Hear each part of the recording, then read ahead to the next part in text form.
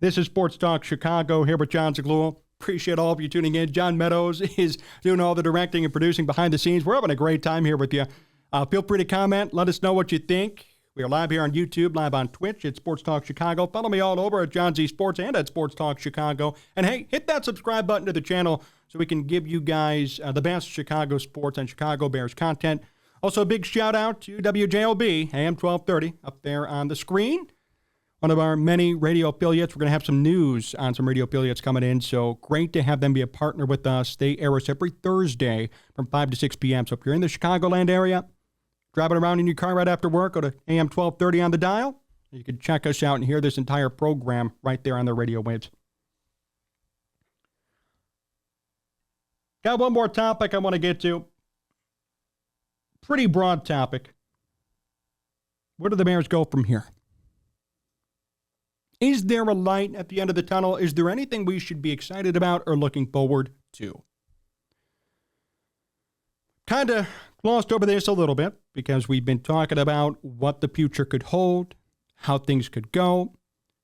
Let's be real here for a minute. As we sit here today, the Bears are only 0-1.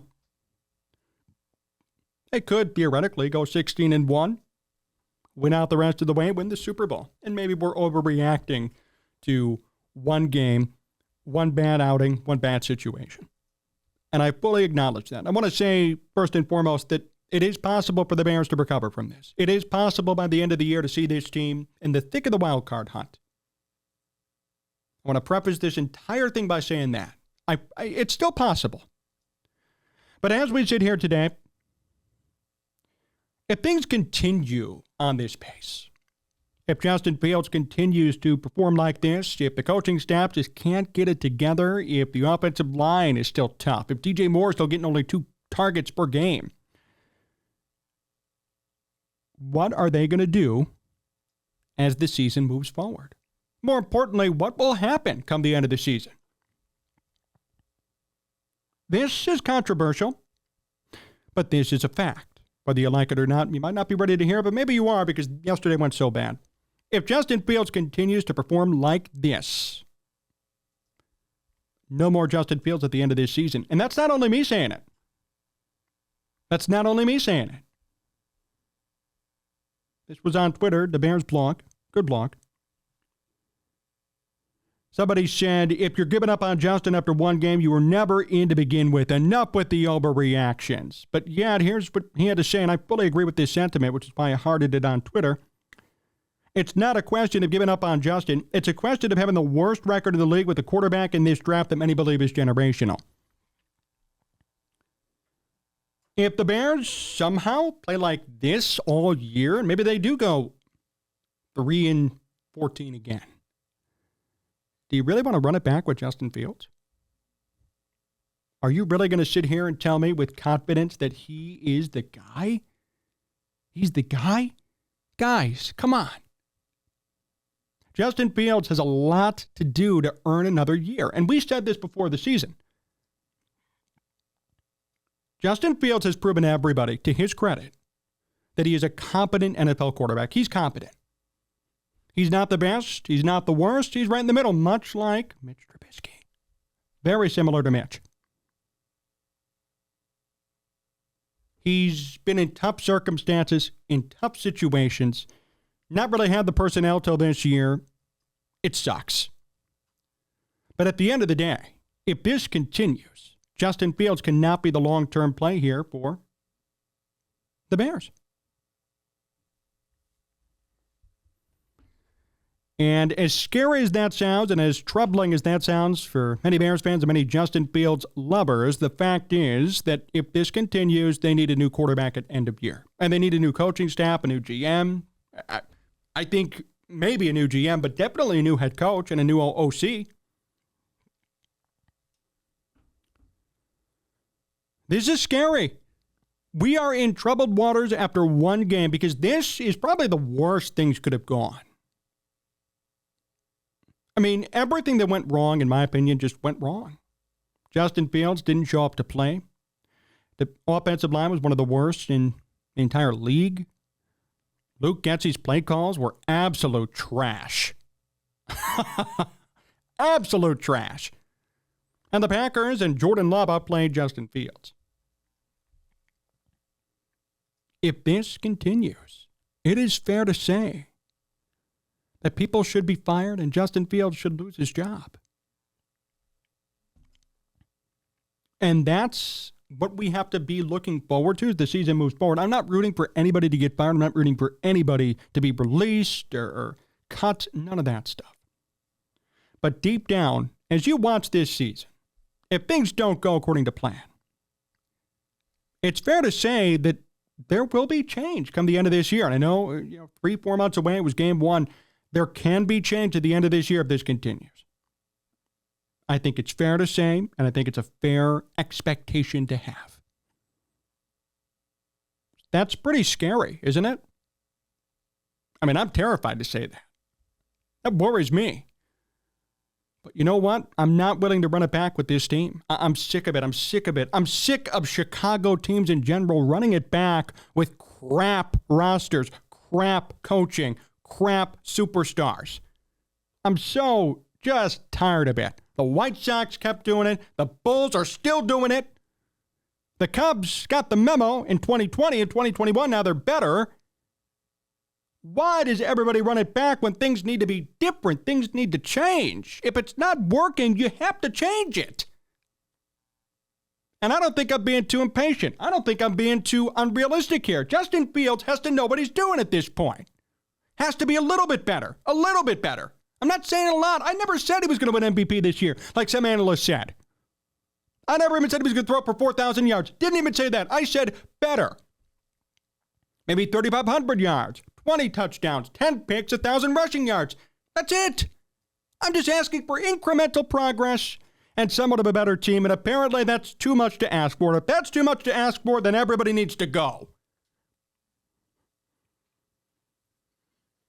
Everybody needs to go if that's too much to ask for out of Fields and this team. Not just Fields, because it's a team effort. The offensive line was horrendous. Horrendous. Play calling, absolutely horrible. So this is a team effort. If this is how it's going to be, everyone needs to go. Everyone needs to be fired. Ryan Poles will probably survive no matter what because he didn't draft Fields. So Ryan Poles will be, and that's okay, because I thought Ryan Poles, to be honest, he did a really good job this offseason at doing what he could with what he had. He did everything by the book, to his credit. He slashed tons of players when he first walked in the door, tanked, got the top pick, had tons of cap space. He actually did everything right. It's not his fault that Justin Fields isn't performing. It's not his fault that Luke Getsy is a horrendous offensive coordinator. It is his fault that Matt Eberflus is not doing great, because he hired Matt Eberflus, so that could be taken into consideration. But I really think that Poles will survive no matter what. But Fields? Fields especially? I don't think so. Eberflus could be in tough water. Getsy, for sure, is on the hot seat now. Turn up the heat. Turn up the heat on Luke Getsy. All of them should be in trouble and or gone. Gone.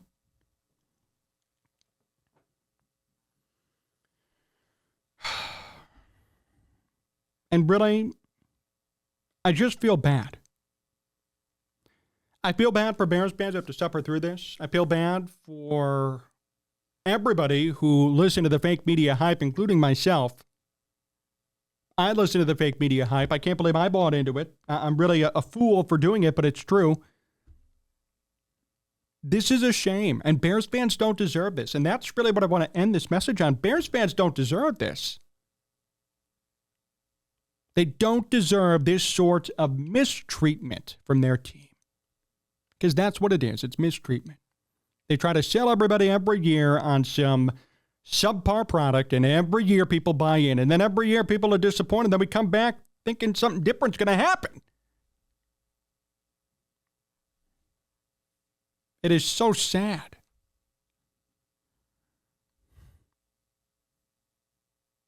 It's fair to say that if this continues, Matt Eberflus, Luke Getsy, and Justin Fields all have to go. I want to make sure I get this right before I say this. But the Bears gave Mitch Trubisky 1, 2, 3, 4 years. The Bears gave Mitch Trubisky 4 years to get it right. Really 3.5 because he came in halfway through. This is Justin Fields' 3rd year. So if we're talking about equality, making sure everything was right, making sure the Bears did everything that they did to Mitch Trubisky, to Justin Fields, I'll say this. Justin Fields right now is on that same trajectory. The Bears are crossing their T's and dotting their I's to their credit. They know where this may or may not go. They're doing what they did with Mitch. They gave Mitch ample time. It was run out of here. It was over. They bring in Fields. They gave Fields. They're giving Fields ample time. If there is no progress, if there are no results, guys, it's time to move on from him as well as this entire coaching staff. Want to get to your comments before we finish up. Going to be 0-3. Maybe. And if they lose to Tampa Bay, watch out for this video next week because that's even worse. You lose to Baker Mayfield. Justin Fields loses to Baker Mayfield. Just like he already lost to Jordan Love. Again, think about this as you go about your week. What does that say about the Bears and Justin Fields specifically? We made fun of so many quarterbacks in the past. Oh, Mitch Trubisky lost to this guy. Oh, Rex Grossman lost to this guy. Blah, blah, blah. Well, you know what? Justin Fields is losing to some of the worst quarterbacks in football. So how about that? Think about that as this season moves forward.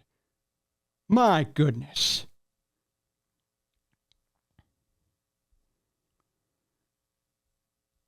And some of you said that Justin Fields did miss DJ Moore a couple of times downfield. I saw one specific play that kind of made the rounds on Twitter. I'm sure there were more. And that's why DJ Moore only had 2 targets.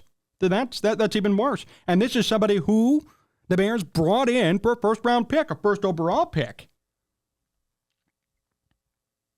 Bucks 27-17. Wouldn't be surprised. I'm not picking the Bears to win next week. I'll tell you that right now. I don't know what the score is going to be. We'll have it in our preview video later this week, but I'll tell you what, it won't be a Bears win.